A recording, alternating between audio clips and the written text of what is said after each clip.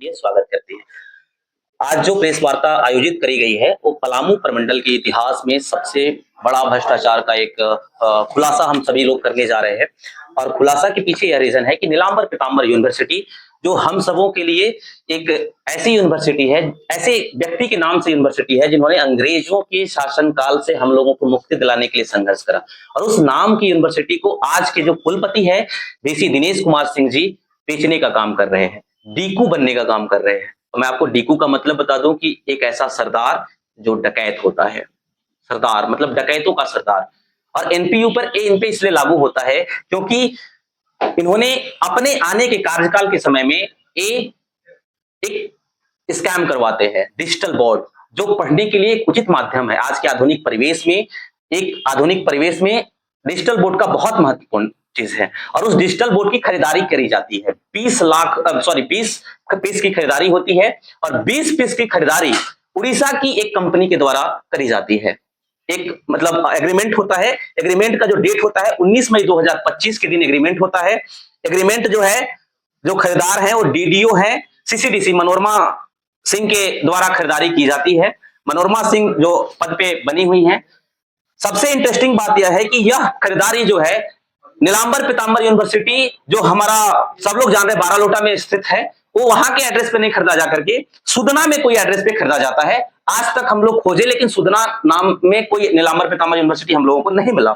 उसका जो कोड खरीदारी होती है सुदना के नाम पे और डिस्पैच होता है, जो आइटम आता है, जो डिजिटल बोर्ड आता है उसका डिस्पैच चैनपुर में होता है जिसका पिन कोड है 822110।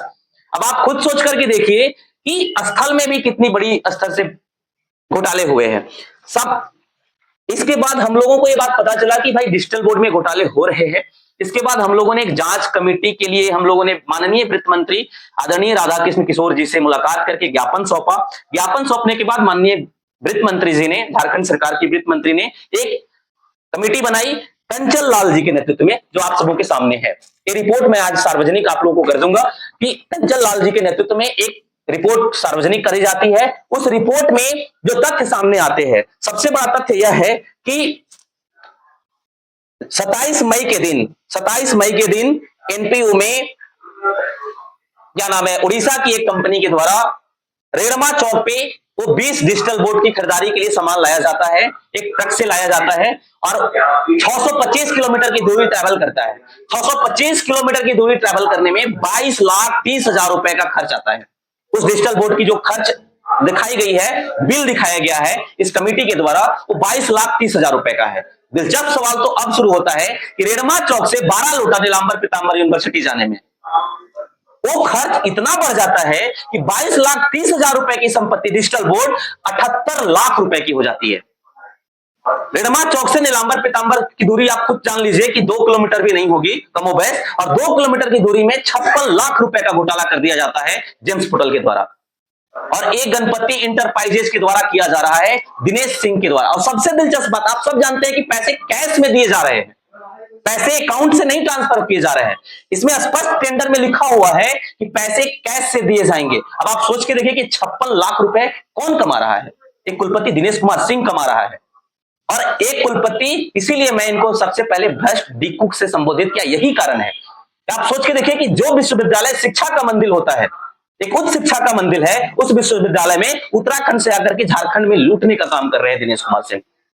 और इनके जो समकक्ष लोग हैं वो सभी लोग इस फर्जीवाड़े में शामिल है, चाहे वो मनोरमा सिंह हो, चाहे उसके पांडे हो, चाहे विमल कुमार सिंह हो, चाहे जो भी व्यक्ति हो, आसपास जितने भी लोग हैं वो सभी भ्रष्टाचार में संलिप्त हैं। और उस संलिप्तता का कारण है कि इतना बड़ा स्कैम उजागर हुआ है।